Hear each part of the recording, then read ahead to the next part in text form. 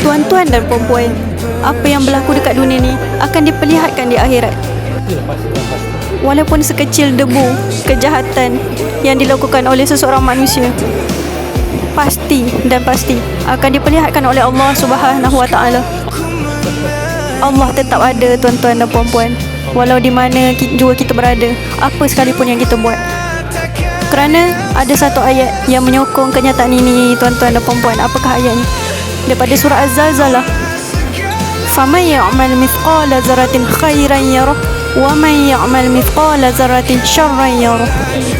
Jadi berhati-hatilah dalam membuat sesuatu, tuan-tuan dan puan-puan. Jangan kita mudah percaya dan terpengaruh dengan kata-kata yang indah.